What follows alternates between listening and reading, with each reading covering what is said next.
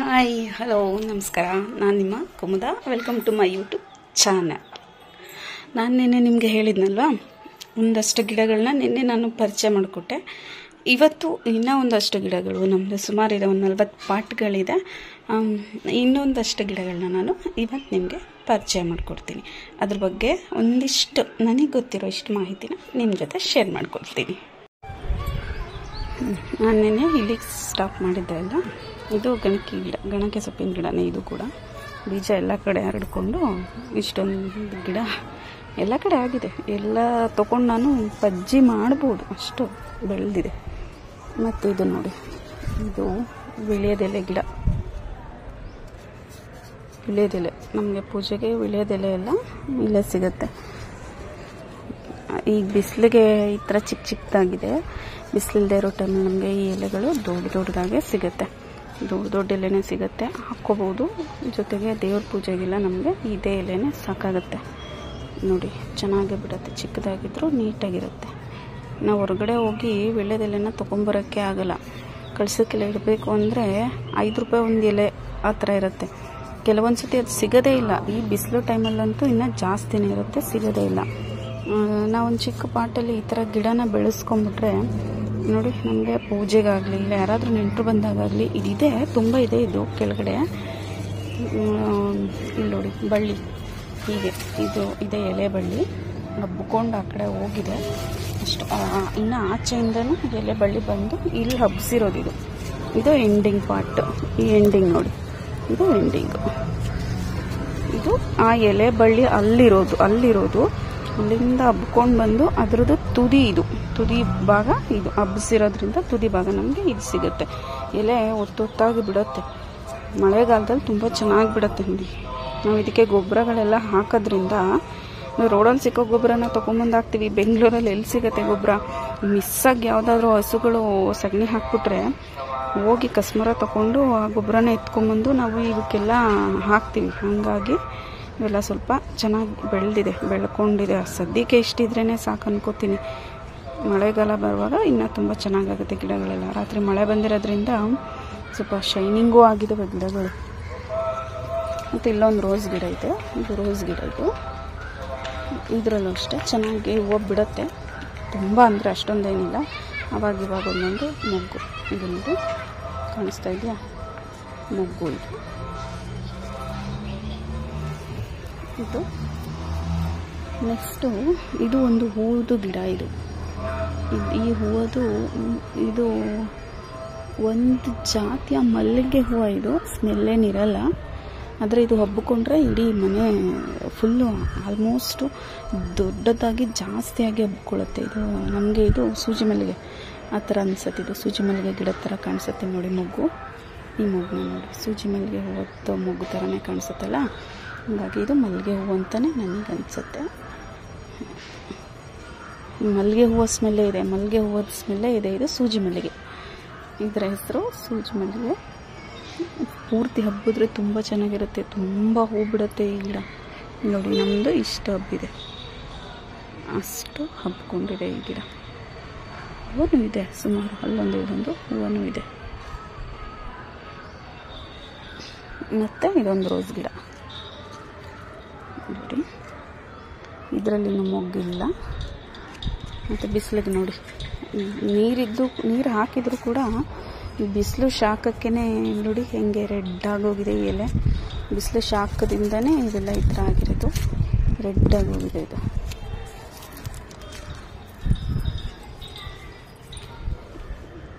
ಮತ್ತು ಇದು ನೋಡಿ, ಕೆಂಪು ಕಣಗಿಲೆ ಹೂವು. ಇದು ಅಷ್ಟೇ, ಇದರಲ್ಲೂ ತುಂಬ ಹೂವು ಬಿಡುತ್ತೆ. ನಮಗೇನು ಹೂವು ತೊಗೊಳ್ಳೋ ಅವಶ್ಯಕತೆನೇ ಇರಲ್ಲ. ನೋಡಿ, ದೂರದಿಂದ ತೋರಿಸ್ತೀನಿ ನೋಡಿ, ಎಷ್ಟು ಹೂವು ಇದೆ ನೋಡಿ. ಇನ್ನೂ ತುಂಬ ಹೂವು ಬಿಡುತ್ತೆ. ಈಗ ಸದ್ಯಕ್ಕೆ ಇಷ್ಟಿದೆ, ಕಿತ್ಕೊಂಡ್ಬಿಡ್ತೀವಿ ನಾವು ಪೂಜೆಗೆ ಅಂದ್ಬಿಟ್ಟು. ಇಷ್ಟು ಹೂವು ಬಿಡುತ್ತೆ ಇದು ಕೆಂಪು ಕಣಗಿಲೆ. ಮತ್ತು ನೆಕ್ಸ್ಟು ಇಲ್ಲಿ ಬಂದರೆ ಇದು ಮಲ್ಲಿಗೆ. ಒಂದು ದುಂಡು ಮಲ್ಲಿಗೆ ಇದೆ, ಇನ್ನೊಂದು 7 ಸುತ್ತಿನ ಮಲ್ಲಿಗೆ ಇದೆ ನೋಡಿ. ಈ ಪಾಟದು ದುಂಡು ಮಲ್ಲಿಗೆ ಗಿಡ ಇದು. ಈ ಪಾಟಲ್ಲಿರೋದು 7 ಸುತ್ತಿನ ಮಲ್ಲಿಗೆ. ಫುಲ್ಲು ಎಳೆ ಎಳೆಯಾಗಿ ಮಂದವಾಗಿ ದಪ್ಪ. ಒಂದು ಹೂವು ಇಟ್ಕೊಂಡ್ರೆ ಸಾಕು ಇಡೀ ಕೂದಲು ಘಮ್ ಅಂತ ಇರಬೇಕು, ಆ ಥರ ಒಂದು ಪರಿಮಳ ಬರುವಂಥ ಮಲ್ಲಿಗೆ ಹೂವು ಒಂದು ಗಿಡ. ಇದು ತುಂಬ ಚೆನ್ನಾಗಿರುತ್ತೆ ಇದ್ರದ್ದು. ಇದೀಗ ಲಾಸ್ಟ್ ಸೀಸನ್ನು ಇದು ಬಿಟ್ಟೋಗಿದ್ದು. ಇದು ನೋಡಿ ಇದ್ರದ್ದು ಇದು ಮೊಗ್ಗು ಒಣಗೋಗಿರೋದು. ಇದು ಹೂವು ಬಿಟ್ಟು ಈಗ ಮೊಗ್ಗಾಗ್ತಾ ಇದೆ ನೋಡಿ. ಇದು ಇಷ್ಟು ಚಿಕ್ಕ ಮೊಗ್ಗು ಇಷ್ಟು ದಪ್ಪ ಆಗುತ್ತೆ ಹೂವು. ಒಂದು ಹೂವು ಇಷ್ಟು ದಪ್ಪ ಆಗುತ್ತೆ. ಒಂದು ಹೂವು ಇಟ್ಕೊಂಡ್ರೆ ಸಾಕು 5-10 ಹೂವನ್ನ ನಾವು ಪೋಣಿಸಿದ್ರೆ ನಮಗೊಂದು ದಿಂಡು ಥರ ಆಗಿಬಿಡುತ್ತೆ, ಅಷ್ಟು ಮಂದ ಇರುತ್ತೆ ಈ ಮೊಗ್ಗು. ಈ ಮಲ್ಲಿಗೆ ಹೂ ಗಿಡದ ಹೂವು, ಈಗ ಸ್ಪೆಷಲಿ ಈ ಗಿಡದ ಹೂವು ಒಂದು ಮೊಗ್ಗೆ ಇಷ್ಟಪ್ಪ, ಒಂದು ಹೂವು ಅರಳಿದ್ರೇ ಇಷ್ಟಪ್ಪ ಬರುತ್ತೆ. ಅದರಲ್ಲಿ 10 ಹೂವನ್ನ ನಾವು ಪೋಣಿಸಿದ್ರೆ ಒಂದು ಇಷ್ಟುದ ದಿಂಡು ಬರುತ್ತೆ ನಮಗೆ. ಆ ದಿಂಡು ನಾವು ಮುಡ್ಕೊಳ್ಳೋ ಥರ ದಿಂಡಾಗುತ್ತೆ. 10 ಹೂವು 15 ಹೂವು ಸೇರಿಸ್ಕೊಂಡು ಮಾಡಿಕೊಂಡ್ರೆ. ಇದೀಗ ಮತ್ತೆ ಸ್ಟಾರ್ಟ್ ಆಗಿದೆ. ಇದು ಹೆಂಗೆ ಅಂದರೆ ಈ ಗಿಡ ಈಗಾಗಲೇ 1 ತಿಂಗಳಿಂದ ಬಿಟ್ಟಿತ್ತು ಹೂವು. 1 ತಿಂಗಳಿಂದ ಬಿಟ್ಟಿತ್ತು, ಈಗ 1 ತಿಂಗಳು ಸ್ಟಾಪ್ ಆಗಿ ಹೋಗಿತ್ತು. ಮತ್ತೀಗ ಸ್ಟಾರ್ಟ್ ಆಗ್ತಾಯಿದೆ. ಮತ್ತೀಗ ಸ್ಟಾರ್ಟ್ ಆದರೆ ಇನ್ನು 15, ಈಗ ಸ್ಟಾರ್ಟ್ ಆದರೆ ಇನ್ನು 15-20 ದಿನ ಅಷ್ಟೇ ಇದು ಹೂವು ಬಿಡೋದು. ಮತ್ತು 1 ತಿಂಗಳು ಸ್ಟಾಪು. ಮತ್ತು ಅದಾದಮೇಲೆ ಮತ್ತೆ 15 ದಿನ, 1 ತಿಂಗಳು ಗ್ಯಾಪಲ್ಲಿ ಹೂವು ಬಿಡುವಂಥ ಮಲ್ಲಿಗೆ ಗಿಡ ಇದು. 1 ತಿಂಗಳು ಗ್ಯಾಪ್ ಕೊಡುತ್ತೆ, 15 ದಿನ ಹೂವು ಬಿಡುತ್ತೆ. ಮತ್ತು 1 ತಿಂಗಳು ಗ್ಯಾಪ್ ಇರುತ್ತೆ, 15 ದಿನ ಹೂವು ಬಿಡುತ್ತೆ. ಆ ಥರದ್ದು ಒಂದು ಸ್ಪೆಷಲ್ ಗುಣ ಇರುವಂಥ ಮಲ್ಲಿಗೆ ಗಿಡ ಇದು. ನೋಡೋಕ್ಕೆ ಖುಷಿಯಾಗುತ್ತೆ ಮಲ್ಲಿಗೆ ಗಿಡನ. ಎಷ್ಟು ಹಸ್ರಾಗಿದೆ ನೋಡಿ. ಕೆಲವೊಂದು ಗಿಡ ಬಿಸಿಲಿದ್ರು ಮಳೆ ಇದ್ದರೂ ಒಂಥರ ಚೆನ್ನಾಗೇ ಇರುತ್ತೆ, ಕಳೆಯಾಗಿರುತ್ತೆ. ಕೆಲವೊಂದು ಗಿಡ ಬಾಡೋಗಿರುತ್ತೆ. ಈ ಗಿಡ ತುಂಬ ಚೆನ್ನಾಗಿದೆ ನೋಡಿ, ಇಷ್ಟು ಶೈನಿಂಗ್ ಆಗಿ ಚೆನ್ನಾಗಿದೆ, ತುಂಬ ಚೆನ್ನಾಗಿದೆ ಈ ಗಿಡ. ಮತ್ತು ಇನ್ನೊಂದು ತೋರಿಸ್ತೀನಿ ನಾನು ನಿಮಗೆ. ಅದು ಪಾಲಕ್ ಗಿಡ, ಪಾಲಕ್ ಸೊಪ್ಪಿನ. ಇದು ನೋಡಿ, ಇದು ನಾವೊಂದು ಟಬ್ಬಲ್ಲಿ ಹಾಕಿರೋದಷ್ಟೇ. ಇದು ಪಾಲಕ್ ಸೊಪ್ಪು. ಇದು ಪೂರ್ತಿ ಗಿಡ ಬೆಳೆದು ನಾವು ಹಾಗೆ ಬಿಟ್ಟು ಆ ಗಿಡ ಹೂವಾಗಿ ಕಾಯಿ ಪುಡಿ ಅದರದ್ದು ಬೀಜ ಕೊಡೋ ಮಟ್ಟದ ತನಕ ಬಿಟ್ಬಿಟ್ಟಿದ್ದೀವಿ ನೋಡಿ. ಅದರದ್ದು ಬೀಜ ಇದು ನೋಡಿ, ತೋರಿಸ್ತೀನಿ ರೀ.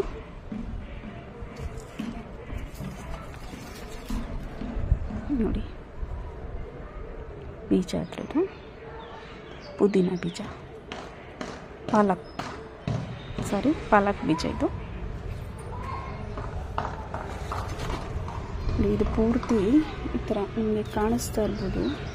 ಈ ಪಾರ್ಟು ಹಸಿರಾಗಿದೆ, ಈ ಪಾರ್ಟು ಕಲರ್ ಚೇಂಜ್ ಆಗಿದೆ, ಒಣಗಿರೋ ಥರ ಮಣ್ಣು ಕಲರ್ ಬಂದಿದೆ, ಮಣ್ಣು ಥರ ಕಲರ್ ಬಂದಿದೆ.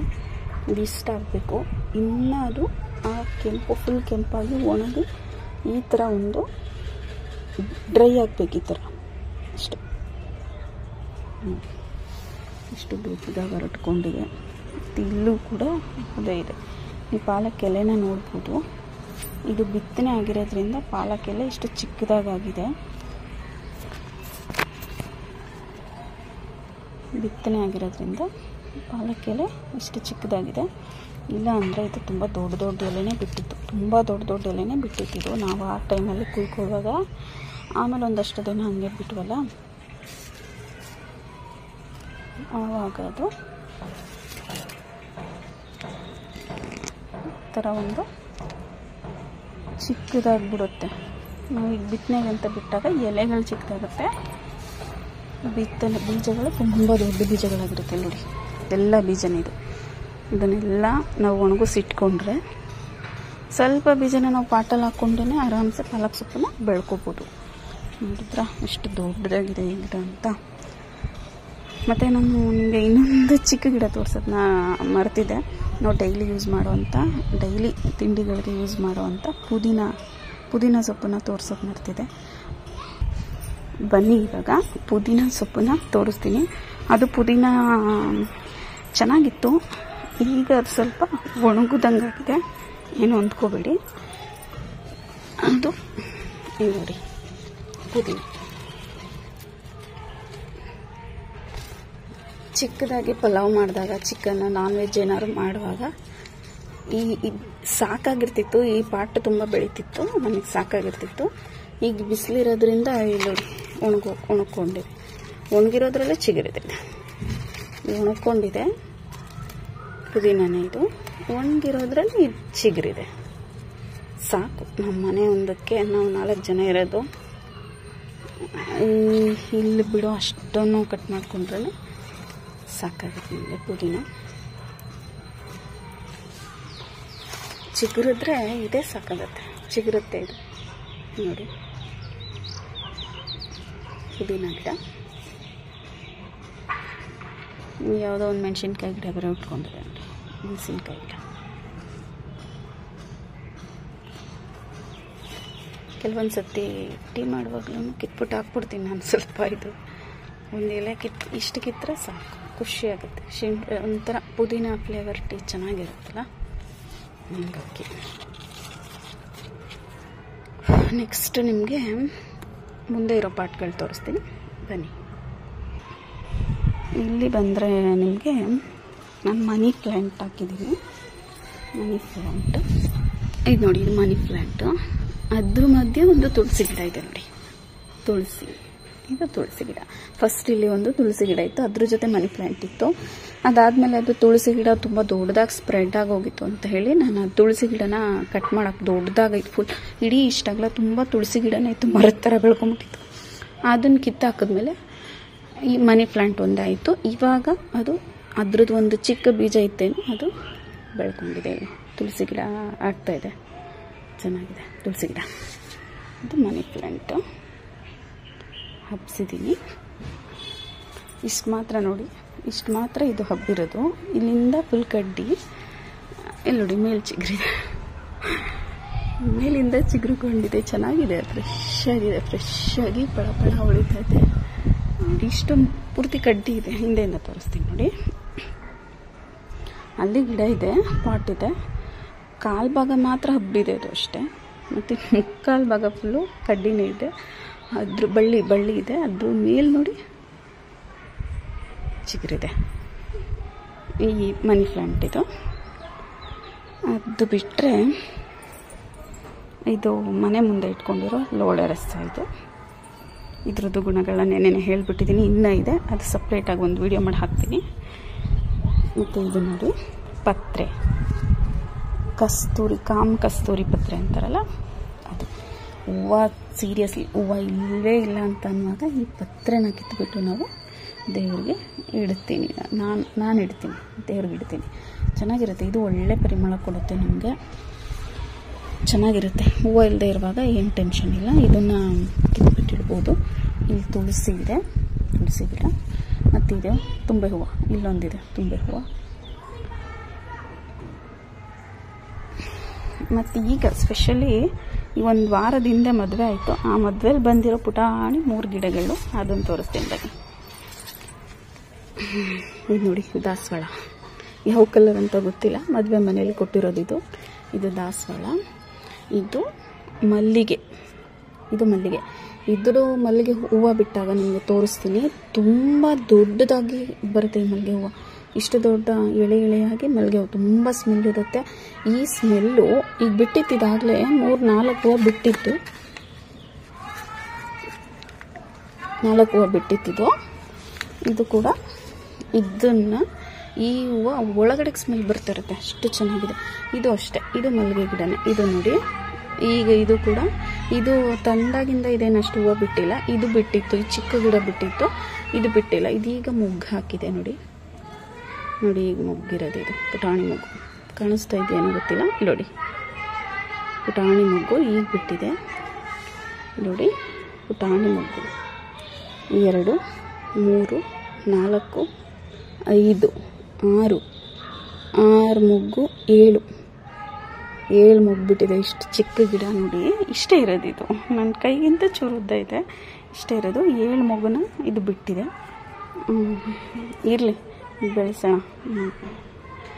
ನಾನು ಇದನ್ನು ಊರಲ್ಲಿ ತೊಗೊಂಡೋಗಿ ನೆಡಬೇಕು ಅಂತ ಅಂದ್ಕೊಂಡಿದ್ದೆ. ಲಾಸ್ಟ್ ಟೈಮ್ ಊರಿಗೆ ಹೋಗುವಾಗ ಯಾಕೋ ಮನಸ್ಸಾಗಲಿಲ್ಲ, ಇರಲಿ ಇನ್ನು ಸ್ವಲ್ಪ ದಿನ ಇಲ್ಲೇನೆ ಅಂತ ಅನ್ನಿಸ್ತು. ಹಾಗಾಗಿ ಇದನ್ನ ಇಲ್ಲೇ ಬಿಟ್ವಿ. ಇದನ್ನ ನಾವು ಪಾಟ್ಗೆ ಹಾಕಿಲ್ಲ. ಇದು ತಂದು ಹೇಗೆ ಕೊಟ್ಟಿದ್ರು ಅವರು, ಹಾಗೇ ಇದೆ. ಇನ್ನು ಪಾಟ್ಗೆ ಹಾಕಿಲ್ಲ ಇದನ್ನು.